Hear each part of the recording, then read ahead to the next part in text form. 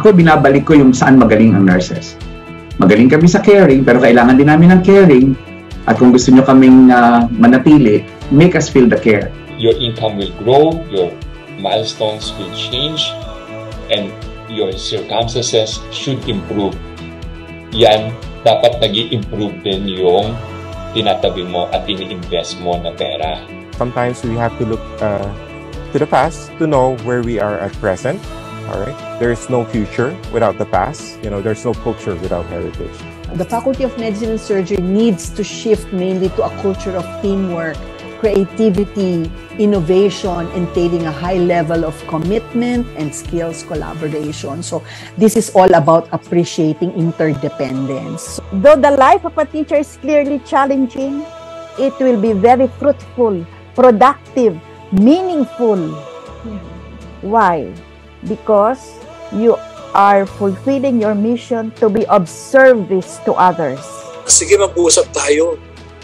Academe, alumni, industry, government, hindi lang usap na basta't usap lang. Laliman natin ang pag-uusap natin para sa ganoon manganak ng magandang kinabukasan para sa ating mga kabataan. Tayong mga kababaihan, Wowsy 962, huwag mo akong sasaktan, huwag mo akong mumurahin, huwag mo akong aapihin, huwag mo akong ititreten, huwag mo akong psychologically abuse, at huwag ka magbababae. Why? Because it's Wowsy.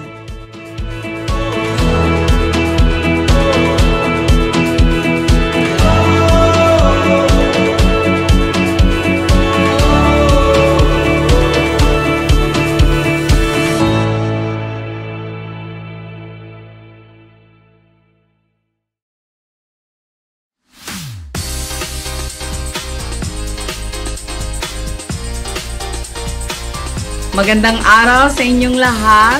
Good morning, good afternoon, good evening po sa lahat ng nakikinig po. Hello to all our viewers from here and around the world. Napakaganda na ating talinteman ngayong hapon ito. Isang mainit na pagbati po sa inyong lahat. Well, friends, welcome to the Bridges Show. I'm very happy to be here, and I think it should be a really interesting and fun topic. What are the things you want to learn? So I wanna take it from there and then I listen to them. Meron silang mga mithiin upang maging makabuluhan pa ang pagiging Katoliko. Lalong-lalo na sa susunod na henerasyon. Sa akin po, sa mga kabataan, use competence as a basis. In real life, hindi naman talaga tayo tumitigil sa buhay. Kailangan talaga tuloy lang ang buhay kahit anong challenges natin. Palawan, Cebu, Baguio City, Atty. Dwight, pati La Union. So we are saying that revenge travel is real. Mas kailangan natin na i-share ang hiwaga ng sinin sa mga tao. Food and health should go hand in hand. So yan ang gusto namin paratingin sa gobyerno. If you will just devote your life teaching, hindi ka yayaman sa pera, pero yayaman ka sa tao. Siyempre, ang pinakamaganda po naman sa ating universidad ay yung talagang natuturuan po tayo kung paano maging mabuting tao. Happy anniversary to Bridges! Here at Bridges, we build bridges of faith, bridges of hope, and bridges of love.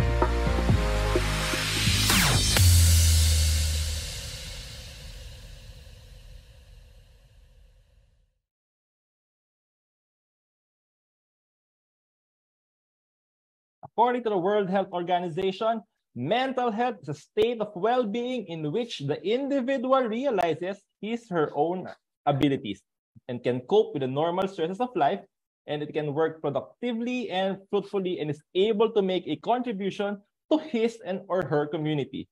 It is considered a basic human right and is crucial to personal, community, and socio-economic development. It exists on a complex continuum which is experienced differently from one person to the next, with varying degrees of difficulty and distress, and potentially very different social and clinical outcomes.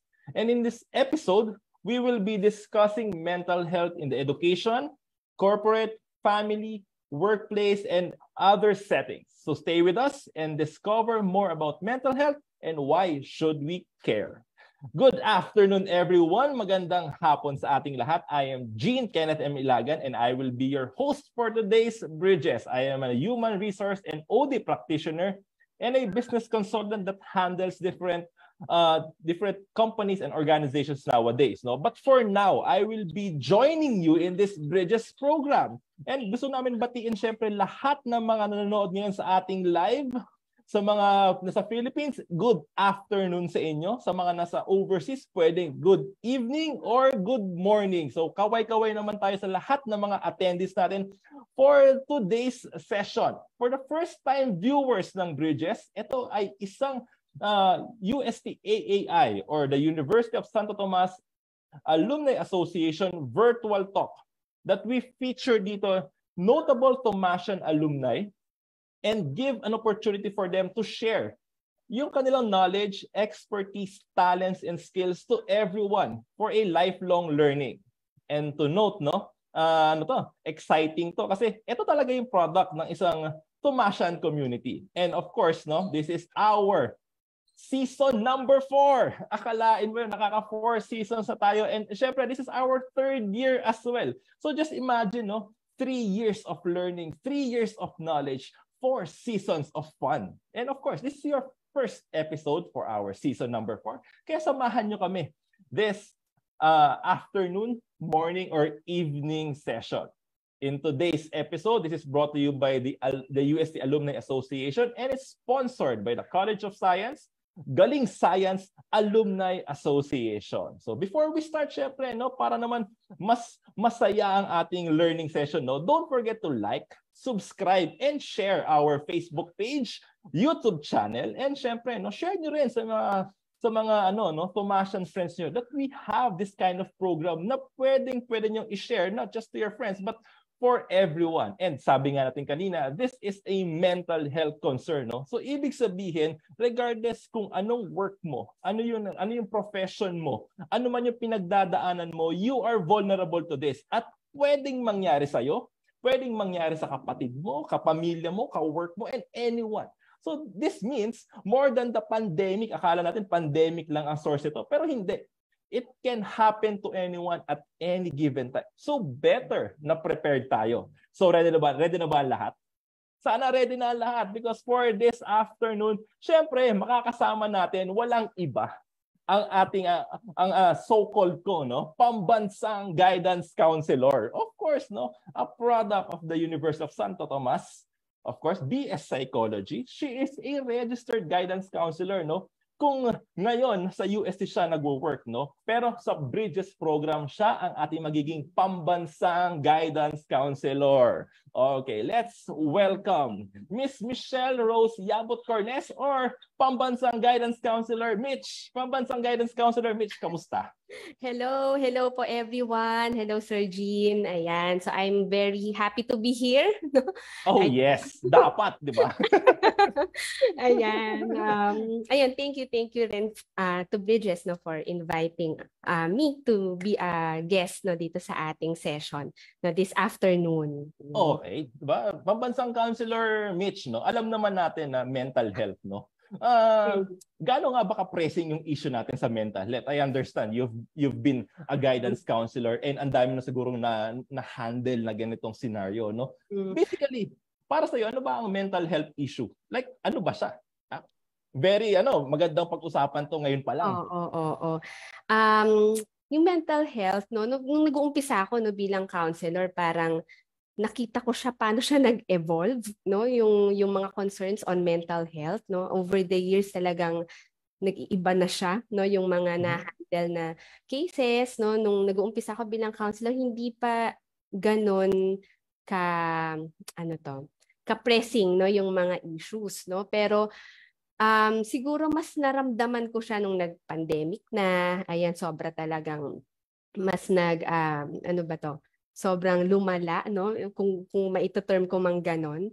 Ayun, and nakita ko rin yung importance din niya, na kumbaga nabigyan na rin ng importance ng mga tao, Siguro mas naging aware na rin, tayong lahat about mental health, na kumbaga hindi lang siya kumbaga gano'n siya equally important with our physical health din. Oo. Yun. So, magandang input yun na yung physical health ngayon equal na yung importance sa mental health.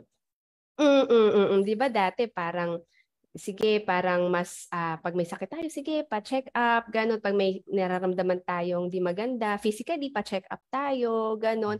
Pero ngayon, nakikita ko yung when our mental health suffers, no, a lot of people are being open na, no, to consult or to seek help, no. So yun yung nakikita ko naman, no, kahit sa school or kahit yung sa mga kakilala ko na rin. Na personally na parang yun, hindi na nila masyadong dinidismiss or hindi na nila masyadong sinasawa ng bahala. Parang mas binibigyan nila ng attention na parang, ay baka kaya ako ganito, hindi ako nakaka-function, no? Kasi nga, my mental health is suffering as well. So, ibig sabihin, anyone, kahit student? Yes, kahit student. kahit mental health professionals din, they also experience mental health concerns din. Yun. So exciting. So, ibig sabihin, no? Ibig sabihin, exciting to know, no, na ito pala is for everyone. It can happen to anyone. And syempre, it's one thing na para hindi natin siya kumbaga isipin na wala lang siya. It's important that we also understand ano yung pinanggagalingan ng mga mental health stress natin. Tama ba yun? Tama ba yung pambansang guidance counselor? Tama po yun, Sir Jean. Okay. So, ano bang madalas na nagiging sabihin natin kapag nangyayari ang isang mental health issue siguro or concern, ano bang mga madalas na unang nararamdaman? Ano bang unang madalas na napapansin? Ano ba? Siguro, based dun sa mga na-experience ko na sinasabi rin sa akin, siguro stressed out sila, ganon. Or kung sa mga students, more on, yung common is yung academic difficulties, ganon. So minsan mag-uumpisa doon, tapos hanggang ma-discover nila, ay may iba pa palang mga reason, no? Bakit hindi ako okay. Yon. And then sometimes yung mga relationship problems, ayun, they could trigger mental health concerns din. Ayun, and minsan even career, no? So kumbaga it could also be a root, no, of mental health issue. Concerns din, oo. Kasi alam mo, surprising to, no, pambansang guidance counselor, no. That basically, bakit nga ba ngayong 2023 nauuso siya? Siguro na 2020, 2021, 2022, 2023. Kasi naalala ko naman is nung mga 2015, siguro mga ganyan, mga 2012, nung panahon na estudyante pa ako sa UST, no. Hindi ko na sabi kung anong taon, no. baka magka-bookingan tayo, anong petsa tayo, no. Pinanganak. Pero parang question ngayon ng lahat, no? Para ba siyang Korean novela? Para ba siyang milk tea? Para ba siyang coffee na hype lang ba ang mental health issue? I believe ba? Hype ba siya? Or something na siguro lang yan, parang concert ng Twice lang yan, no? Na kung umattend ka ng weekend, syempre hanggang ngayon ramdam mo siya. Pero mamamatay rin ba yung feeling after quite some time or mag-fade out din siya? Siguro dahil mas aware na ngayong mga tao, kumbaga ang daming information, no, na makikita natin sa internet, social media, ganon. Kaya din siguro mas naka-highlight, no, yung mga ganitong issues on mental health. Pero siguro din parang, di ba sabi ko nga kanina, parang mas naramdaman ko siya nung nag-pandemic, ganyan. Kasi parang, parang doon kasi maraming nakaramdam ng feelings of being depressed, no? May mga na-anxious, ganon. So, minsan doon siya mag-uumpisa hanggang yon mas madidiscover na, no, parang kumbaga nag-umpisa to sa ganito pero pwedeng maging okay eventually kung na-address agad, 'di ba? Kumbaga nagkaroon ng intervention agad, kumbaga na-detect mo agad, 'yun. Pero paano kung hindi, no? Parang 'di ba? Kumbaga yung mga na experience mo, kumbaga nahayaan, ganon, or kumbaga medyo, ano lang, parang pinalipas, ganon. Hinayaan lang, ganon. Hanggang medyo lalala at lalala siya, hanggang hindi mo na alam paano siya ma-address. So siguro yon. Kaya rin yung mga tao din, parang talagang mas ano ba to? Mas tinignan na parang ay ito pala yung mga nangyayari sa atin, ito mga mental health issues, ganon. Minsan yung mga students, mga bata, no, yung mga teenagers din, parang minsan ayun, nababanggit nila yan, yung mga term, ang dami nilang mga terms nila nasasabi, ganon. Pero sometimes when you sit down and talk to them, no, minsan kailangan mo ring mas ipaliwanag ng mas maigi na hindi lang basta-basta ganun yun, ha. So, kasi marami silang naririnig-rinig din. Kaya ko naisip yung sabi mo, baka nga hype, no? Pero siguro in reality, oo, talagang siya, sobrang totoo siya. Siguro lang may mga information lang kasing nakukuha yung mga tao, no? Yep. Na medyo kailangan lang ilagay sa tamang ilagay sa tama, no, kasi baka maling information na rin yung nakukuha nila, no, from other people. Agree ako kasi alam mo nung pandemic, 'di ba? Nung pandemic kasi 'di ba, we all work from home. Nag-work tayo from home kahit students, no. So basically, you have more time para i-assess yung sarili mo. 'Di ba? Nagkaroon tayo ng mga bagong hobbies, nagkaroon tayo ng mga preferences, nag-iba yung ating mga choices, primarily because nabawasan yung oras natin of interacting outside, and maybe siguro dahil limited din yung movements natin. Di ba ang nawala noon sa movements natin, hindi ka pwedeng mag-mall. Hindi ka pwedeng mag out of town. Wala kang out of the country. So, for 2 years. Just imagine, no? So yung focus ng mga tao nag-shift from external, from the way you do things outside, the way you interact with everyone. Now it brings back to you. Bumalik na parang, okay, so anong gagawin ko ngayon considering na, let's say, 2 months akong walang gagawin, and napapaisip ka ngayon, no? Napapaisip ka sa mga decisions mo sa life, sa mga gusto mong mangyari, or sometimes agree with you, yung anxiety of the future. Diba? If the pandemic would end, and what will happen after? Lalo na siguro naramdaman to, no, because yung mga bata noon, di ba? Yung mga bata noon is, just imagine, no, all of a sudden, in a snap of a finger, March 15, 2020, I can still remember the date. Diba? March 15, 2020. Then biglang mag-off lahat. Nawala yung school mo, yung work mo, naging work from home, and then after quite sometimes, nagkakaroon tayo ng sickness, and it gave us that opportunity also for us to learn ourselves. And this area is also, ito yung sinasabi natin na na nagiging conscious ka ngayon sa sarili mo.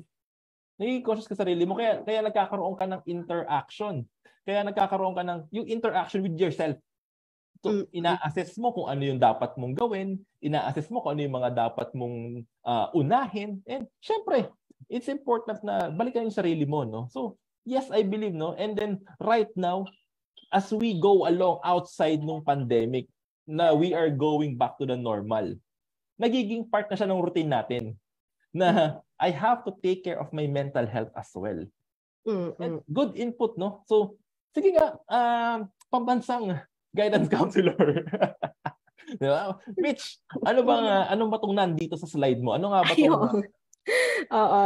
I just want to share this, para I got this from a conference, no, sa PGCA. So ito yung shinare sa amin ng speaker namin that time, si Dr. Lazo, na ito yung sitwasyon ng mental health sa Philippines, no, noong 2021 pa to. Pero I think yung iba dito very, very true pa rin naman, no, hanggang ngayon. Yon. So, ayan, so we mentioned, no, na nag-increase nga, no, yung mga mental health conditions, no, dahil nga sa pandemic. Ayan, yung anxiety, yung depression, and yung stress, no. So marami ring naging at risk, no, for suicide. Ayan. And siguro yung ano ba, yung isa ring nakita, no, isa ring na-observe, no, during that time, yung mental health services natin, no, yung kumbaga, sa dami ng mga mental health concerns, ayan, and medyo kulang, no, yung mga mental health professionals din na magki-cater, no, dun sa ganung mga concerns ng iba't ibang individuals, no. Pero siguro nag-umpisa siyang ganyan, no, pero may mga studies akong nakita na parang nung mga sumunod naman ng mga taon na dahil nga may teletherapy na, may teleconsult na, no? So mas naging open din yung individuals to consult, no? So yung stigma, yung access to mental health services, mas kumbaga mas naging accessible naman siya. Kumbaga nabawasan din yung stigma to consult. So that's good, no? So yun, siguro ayun nga, may rise ng mental health conditions, pero at the same time yung mga tao din mas kumbaga dahil nga mas nagiging aware sila, mas nagiging concerned sila about their mental health, mas ano na rin, kumbaga mas nagiging open sila, no, to seek Which is good thing. Yes. Which is very good thing. So alisin natin yung stigma na pag sinabing may mental health concern ka, it's always negative. Diba? So mental health concern pala is it's like any other sickness. It can happen to anyone, but it can also be addressed. Yes. Wow, this fruitful lot. Yun yung okay din, no? Ibig sabihin pala, lumalabas na tayo from our boxes na pag sinabing mental health, it is something na dapat tinatago mo, something na dapat hindi mo sinasabi, but more of, kailangan pala mas lalo siyang nire-reveal. So, kumbaga, it's a self-awareness as well, and also, it's a conscious effort ng family members natin and ng mga people around us. Oo. Kumbaga maganda talaga kung kumbaga ang family din ay aligned din, no, dun sa ganung intention, no, to seek help. Kumbaga very open sila na mas maintindihan, no, yung pagdadaanan ng kapamilya, no, na may ganitong mga na-experience, may ganitong mga pinagdadaanan, kasi syempre hindi rin madali, no? Nakakapagod din siya at times, so when you handle those concerns, no? And minsan mahirap ring maintindihan bakit kaya ganun, bakit ganyan. Pero kung yung buong family ay rin talaga very supportive, no? And kumbaga very open, yun, kumbaga malaking protective factor yun, no, para talagang yun maging okay, no, yung individual. Ayan mga kapamilya natin diyan. So i-check nyo rin po, kamustahin nyo, 'di ba? Ano ba best way dito? Pambansang guidance counselor. Mas maganda ba pag laging kinakamusta yung mga anak? Sakto lang kasi depende sa anak, kasi may mga may mga bata na gusto nila lagi silang chine-check ng parents, ganon. May iba naman parang ayaw nila masyado, ganon, parang they need space, no? May mga ganon silang no, yung from time to time observe lang muna, ganon, kung may ganong stance yung bata, yun. Basta they know that you're there and you're checking on them, no? Actually, nakakakabayan. Kasi diba right now, no, yung mga schools nagba-back to on-site classes na. Yes, oo. Diba? On-site classes. And paano ba nila nakikita na siguro, how can we help yung mga parents natin na nanonood ngayon, no, sa live natin? Lalo na, maybe yung mga anak nila ngayon siguro pauwi pa lang.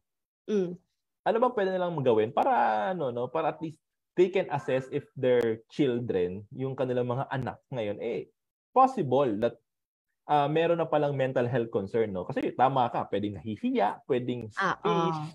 What would you recommend? Para kung mamaya ba over dinner, kailangan pwede lang kamustahin lagi or tabihan ba nila matulog tonight? Depende rin kasi sa dynamics ng family, pero okay yon na kumbaga kahit man lang a few minutes, no, pag-uwi, no, na nakukumusta. No? Pero kung hindi naman sila ganon, no, as a family, parang they have to be very observant, no, yung mga kilos ng mga anak, no. Kumbaga parang kung dati sobrang masayahin pero parang medyo hindi yata siya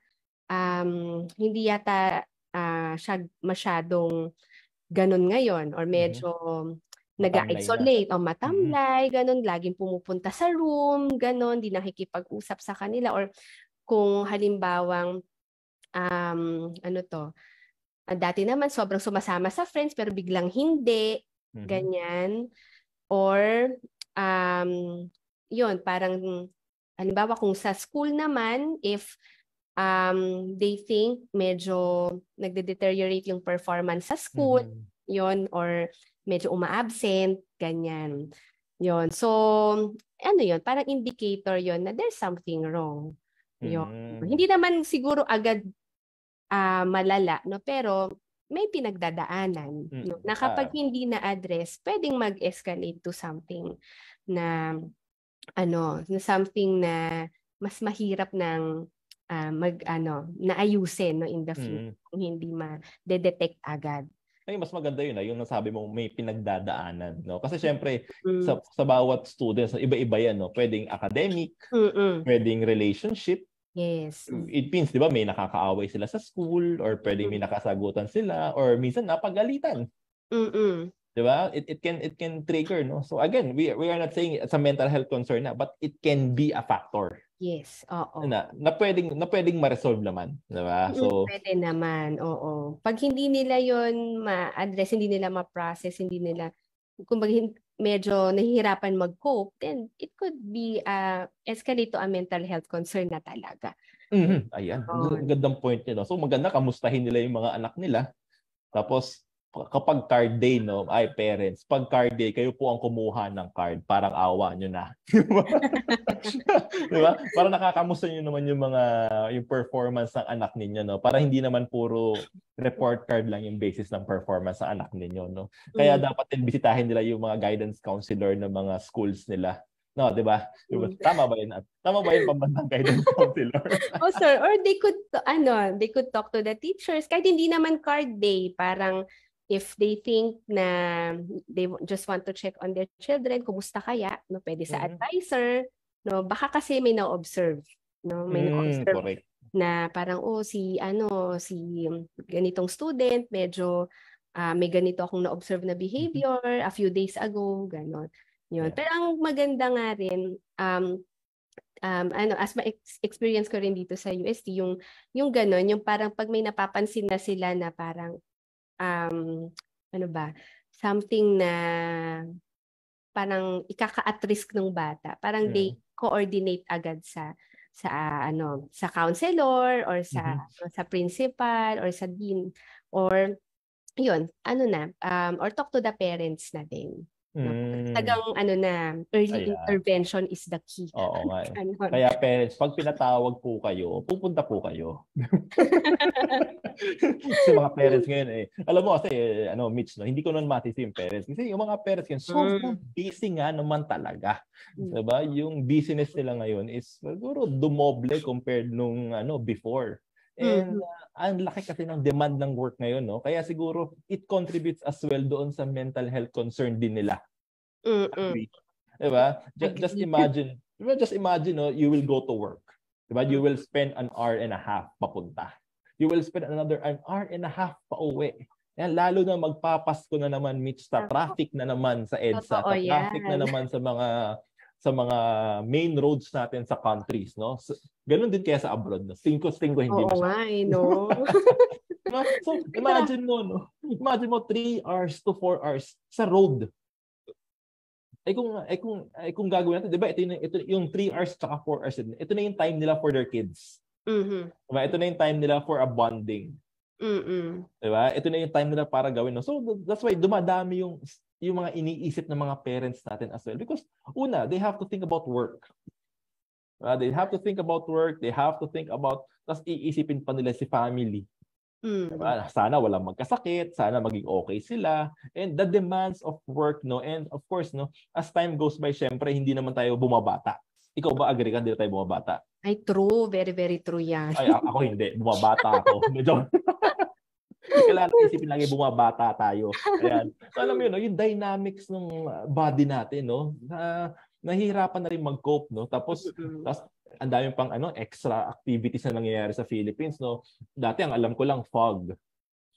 Tapos may smog. Tapos may vog. Nakakalito na, sir.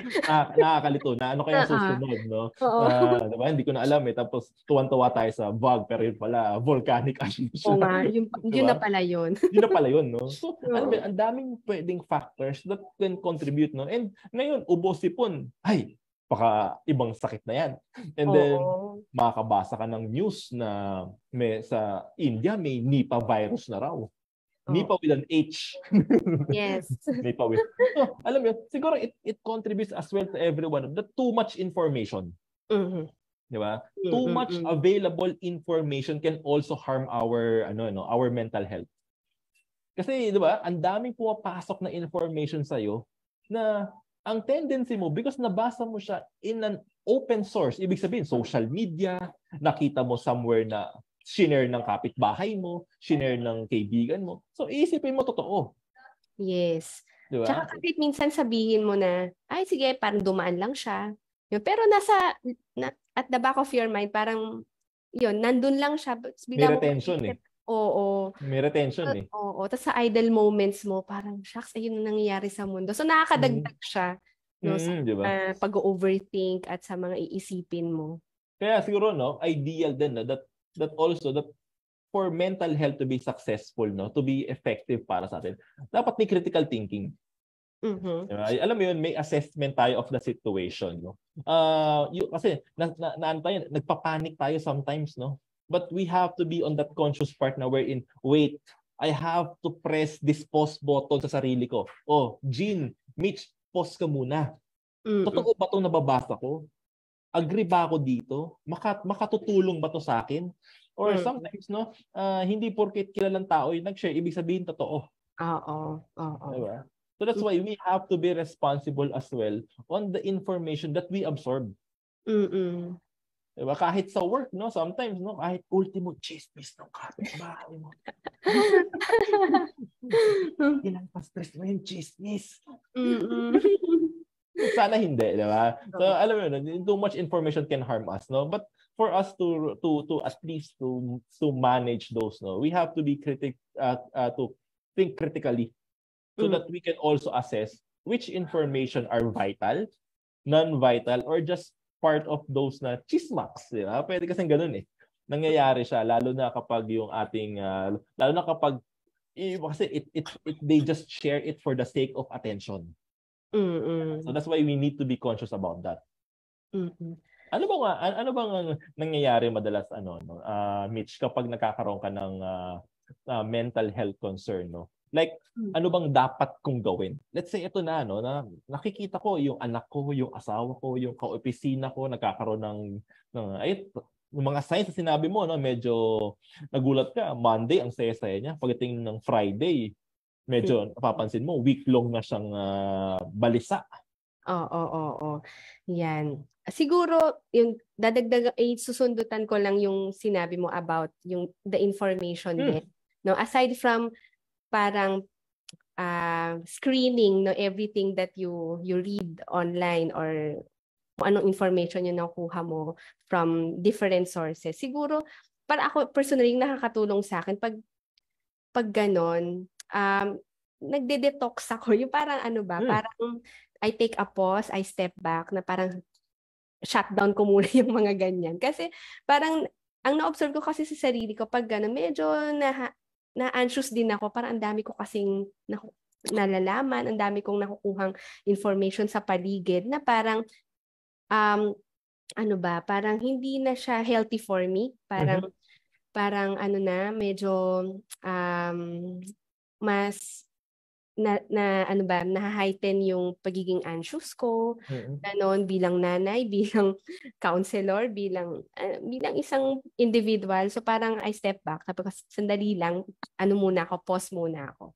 No, parang mag-detox muna ako sa mga ganyang information. Tapos para lang mag-mind, kumbaga, mag-focus muna ako sa present, and then mag-mindfulness muna ako ganon, no? So, one of the things na yun yung personally nakakatulong sa akin kasi nga ang dami-dami ng information, no, sa iba't ibang sa paligid natin, no? So, yun, isa yun sa nakaka-help, no? Baka maka-help din, no, sa ating viewers, no, yung ganong practice. Yun. So when it comes naman dun sa, 'di ba, na-detect na nga natin, no, na meron tayong mga nararamdaman, no? So siguro ang first step naman is to seek help din talaga or to talk to someone, no? Yun. If you're a son or a daughter, you could talk to a parent or a guardian. Yon, kung hindi ka comfortable, you could look for a trusted adult, no? Pwedeng tita or tito, yon, o kung nasa school ka, di sa counselor, pwede rin, diba? Pwede sa'yo? Pwede naman. Kung taga-EHS siya, pwede. Kung maraming viewers ang lalapit sa'yo, search ka nila sa social media account. Yon, they could go to their guidance counselor, no? Yon. Ayaw mo? Pagalitan ako eh. Joke lang. Then, ayun, they could talk to someone they trust and para lang din mas maproseso din ano ba yung pinagdadaanan niya. Yan, oo. And para rin they could assess further kung ano yung appropriate help that they need. Kung magko-consult ba, magka-counseling ba, yan, magpapahinga lang ba muna? Ganon. So, yun. So, yun yung first step talaga. No? Yun, to talk to somebody. Yun. And then, syempre, kung ang recommendation is to consult, no, a professional, no, either a psychologist or a psychiatrist, then don't hesitate to consult, no? Kasi kumbaga, naman, parang syempre, the psychologist, the psychiatrist, they are bound naman to their oath, diba? Of confidentiality. Kung yun yung kinaka-worry, diba? Yun yung kinaka-worry mo. Yun. So, para lang din mas magkaroon ka ng perspective din dun sa pinagdadaanan mo. And mabigay din yung treatment na kailangan mo. Okay. So first step. So, therefore, para sa lahat, no? Kung naka-save sa mga mobile phones nila yung mga number ng water refilling station, ng mga favorite restaurants nila, ng mga pinupuntahan nila lagi. Siguro better din, no, if they have someone to talk to na pwede mong reliable person, no. And also, yung isave na nila yung mga contact details sa mga professional, di ba, na that can address mental health and as well as physical health, no. Kasi tama ka nga, no. Alam mo yun, you need someone to talk to, you need someone to vent it out, no. So, kailangan readily available siya. Okay? Yung water refilling station nga nasa cellphone, nasa phone book mo eh, no? What more dapat, lalo na kapag ang concern mo is mental or physical health. Agree. Pero do you agree that na-mention mo kanina, no, na point out mo na you step back kapag na-overwhelm ka. So is taking a break bad? No, it's not. No, kasi syempre, 'di ba, sabi nga, 'di ba, parang if you are empty, paano ka makaka-give, 'di ba? So parang as a counselor, parang nung novice pa lang ako counselor, parang nagigilty ako pag gano'n. Parang parang hindi ko natulungan yung student ko kasi pagod ako. Pero syempre, kumbaga unfair naman din dun sa student if I'm not well, pero pinilit ko siyang kausapin. So, taking care of ourselves is equally important din, no? Kasi bago tayo makatulong sa iba, we have to take care of ourselves too. So, taking a break is important. Yes. Ayan. So, sa mga nanonood, no, so magpahinga-hinga din po kayo, no? And what the best way to rest is manood kayo ng Bridges. Diba? So that you have different perspectives as well. Alam mo yun, inaaliw ka lang namin, pero you learn as well. Diba? So there are ways to have a break, no? So sometimes people just have their favorite food or favorite drinks beside them, or sometimes they sleep, or as long as you satisfy yung pahinga na kailangan ng body mo, that would help. Mm-mm. If you want to eat alone para lang makapag-relax, sure, walang problem doon, no? There are a lot of ways, no? And kung ano man yung pinaka-comfortable ka gawin, yun yung gawin mo. Kasi that's the best for you. Mm-mm. Parang clothes lang yan, di ba? Yung kung sa ka pinaka-comfortable, di ba yun ang pinaka-masarap suotin? Kahit sabihin mong sobrang luma na ng suot mo or sobrang butas-butas na yan, that's fine as long as you are happy wearing it. And at the end of the day, babalik ka doon sa mga suot mo, no? So kita mo, ang gaganda na suot natin ngayon, Mitch, no? Pero mamaya, for sure, pag uwi natin ito, ay, naku, pambahay na po yung dalawang yan. And same goes with everyone. Ayan. So, saan ba meron, no? So, maybe, nagtatanong iba, no? Like, lalo walang access sa mga psychometricians, psychologists, psychiatrists, where they can find this help. Like, ano ba yung common area wherein siguro, is there an app? Meron bang pwedeng tawagan? Or bilang ikaw ay isang registered guidance counselor, ayan, saan ba kayo makikitang planeta? Sa planeta. Saan ba kayo makikitang lugar? Para at least, alam mo yun, nalala ko na mention nung sa Bridges na may ganito palang organization. Ayun, sa schools, no, kumbaga, yung mga counseling and career center, yung mga counseling centers, no, sa school, no. So actually the students are oriented naman, no, where they can find their counselors, ganon. Dito sa atin sa health service, meron na tayong clinical psychologist, ganyan, and in-house na psychiatrist din. Yun.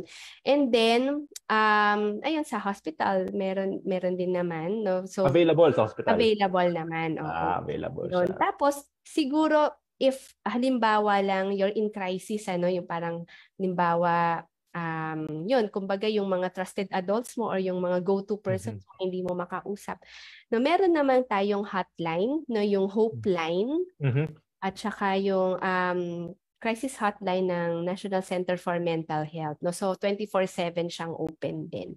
So yun, so pwedeng yun muna for first aid, and then if medyo okay na, no, yun, you can consult the doctor, no, kinabukasan siguro, or kung kailan okay na pwede ka nang mag-consult. Yon. So, ayan, galing, no? Meron pala sa hospital, no? So dahil meron sa hospital, sa mga may HMO dyan, sa may mga HMO card po ng mga corporate professionals, you can therefore access your psychometricians, psychologists, psychiatrists, or any mental health professional via your health cards. Ayan, pwede po kayo magpa-consult dyan. So gamitin nyo po yan, yung mga HMO cards ninyo, no? Lalo na, no, kapag sa professional naman, no, pwede lang lapitan yung kanilang human resource officer or human resource practitioners. Yan. Sila po yung immediate help na makakatulong sa inyo, no? Kung taba ka nga, no? Kung hindi available yung favorite mong office mate or hindi available yung superior mo, you can always reach out to your HR practitioners, no? They are knowledgeable naman about mental health issues, and they can immediately refer you as well doon sa mga facilities that can cater to mental health issues, no. Again, no, of course, no, these issues should be addressed carefully, no. And these issues should be also addressed with confidentiality.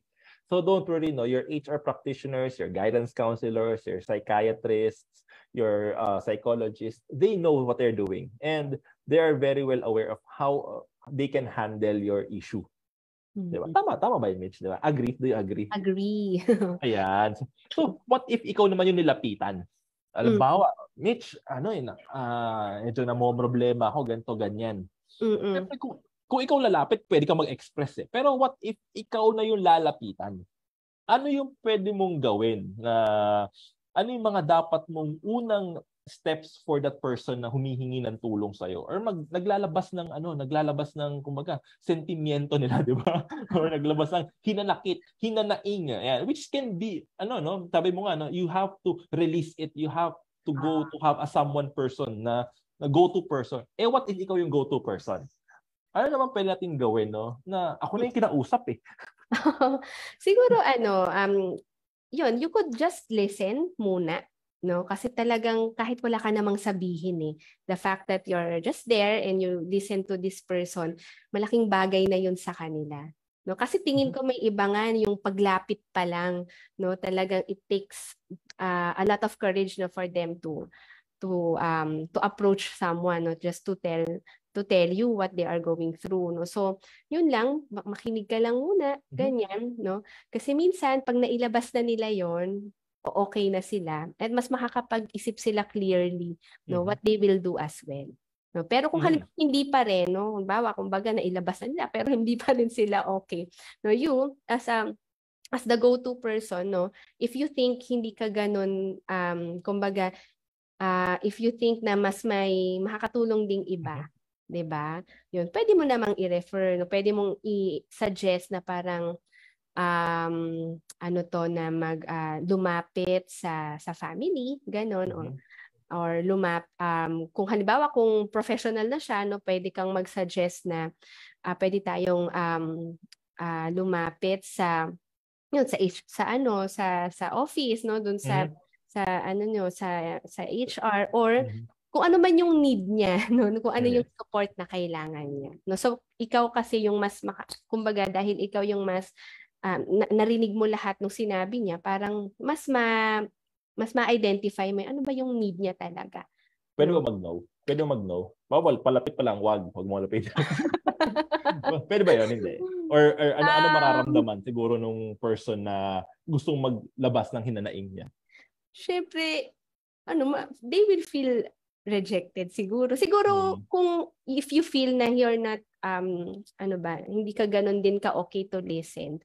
'Di ba? Siguro sa umpisa medyo sige pakinggan mo muna, then you could tell the person na parang you appreciate na lumapit siya sa iyo, pero I think merong best person na mas makakatulong sa kanya. Tapos pwede mo siyang i-direct doon.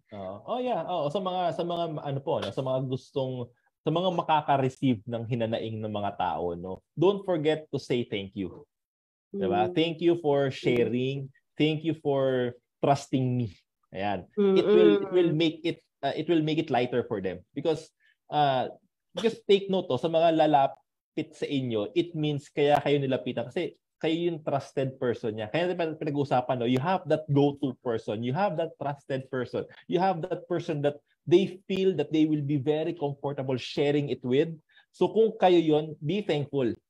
Diba? You may not be the best, but they are but kayo po yung top of mind answer nila. Imagine mo, no, of all the people sa office mo, sa school mo, or sa organization mo, ikaw yung nilapitan.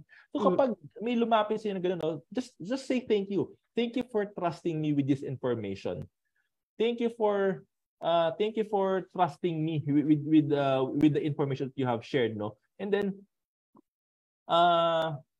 then saka mo i-process, no, that for us to move on to this, no, have you talked to your mother, no?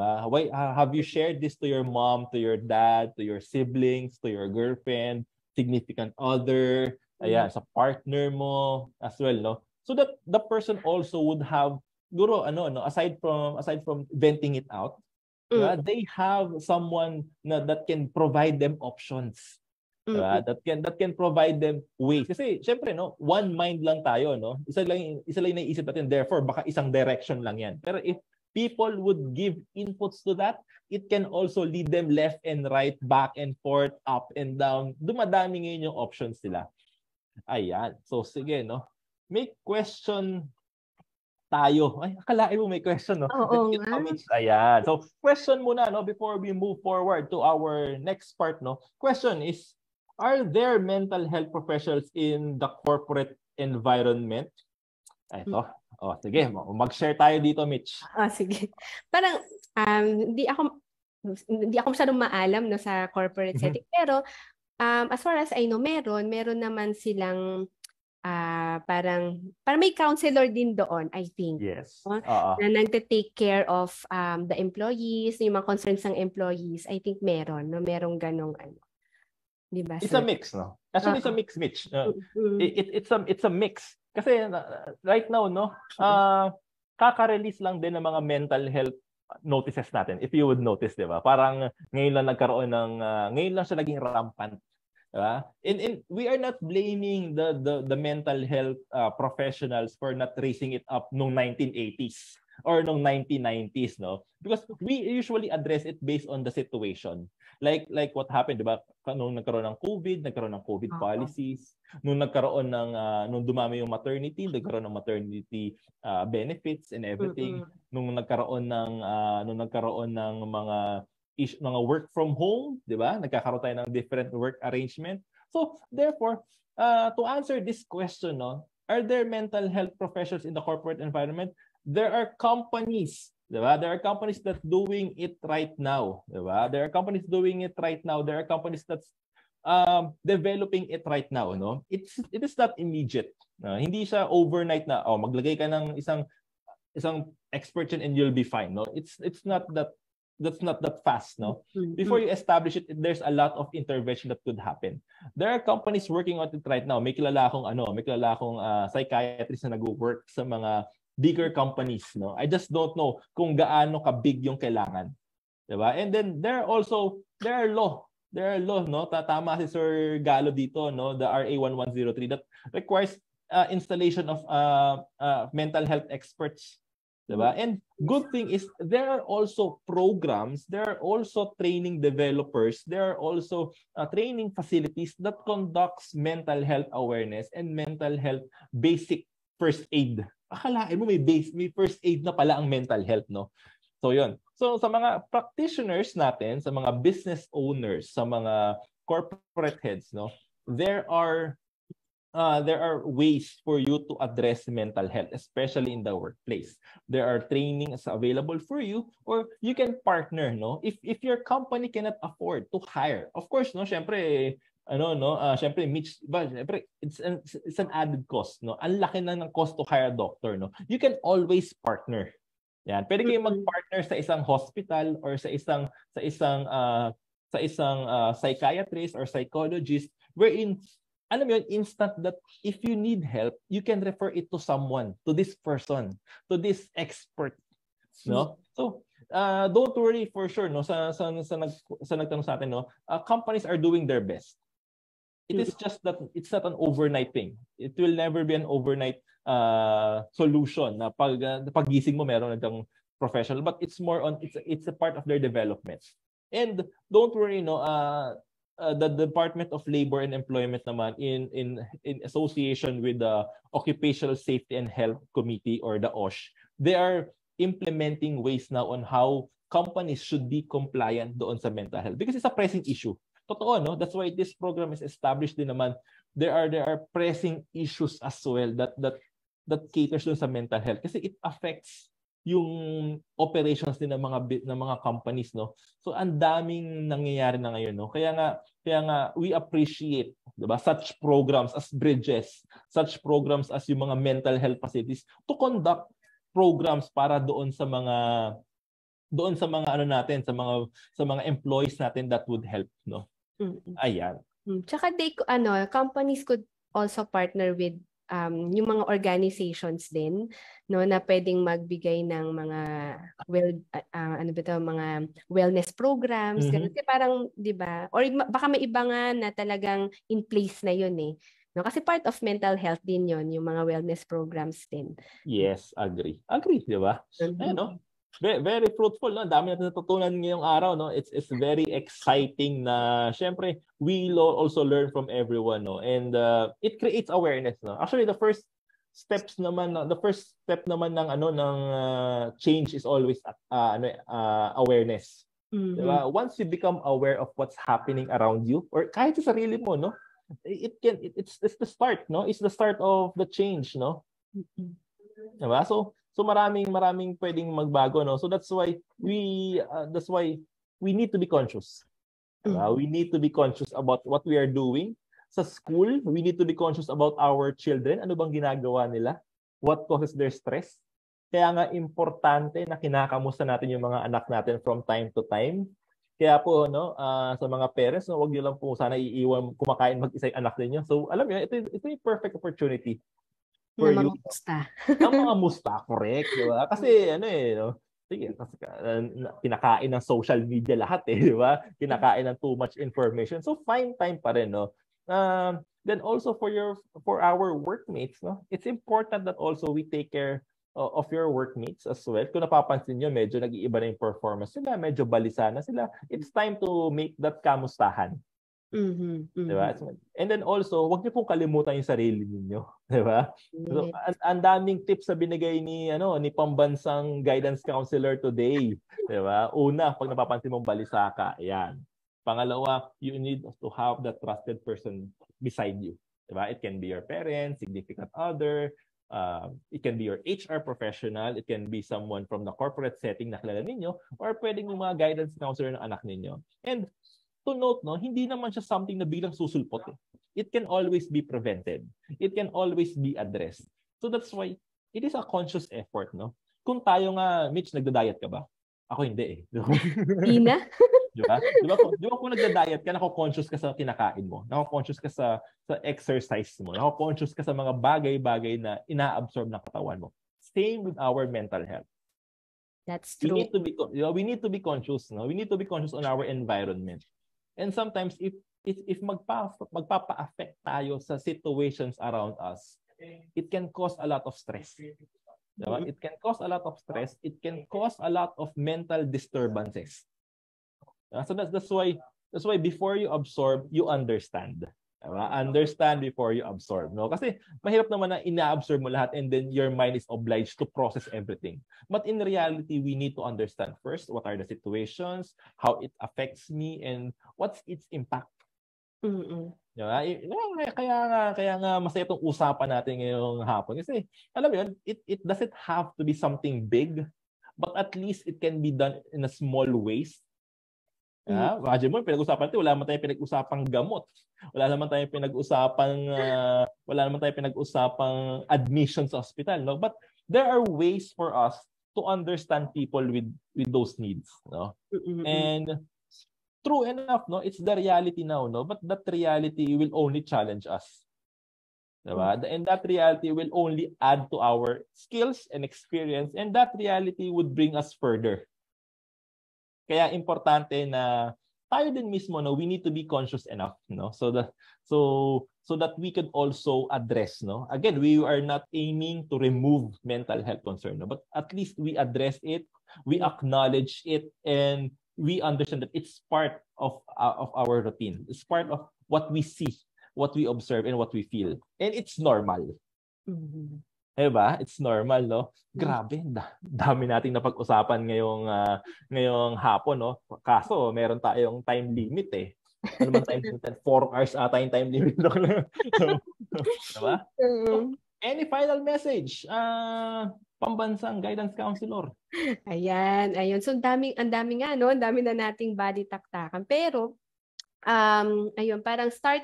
Ang lawak-lawak kasi talaga ng mental health na topic, ano. And I hope na kumbaga kahit sa isang oras na ito ay may na-impart din kaming learnings, no, sa inyo.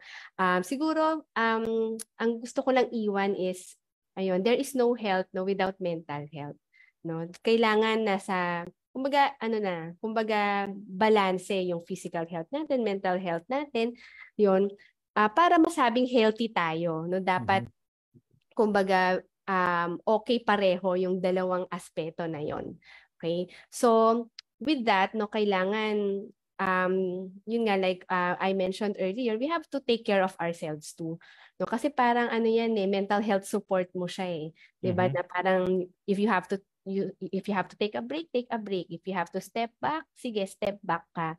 No, kasi nga sa dami nang nangyayari sa paligid mo, no, kailangan maging observant ka enough, no, kung kailan ka hindi okay, no, para rin mapangalagaan mo yung health mo. You must learn how to stop din, 'di ba? Na parang pause muna ako, hindi ko na kakayanin, no, kasi pag tinuloy ko to, magsasuffer talaga ako. Yun, so ganun siya.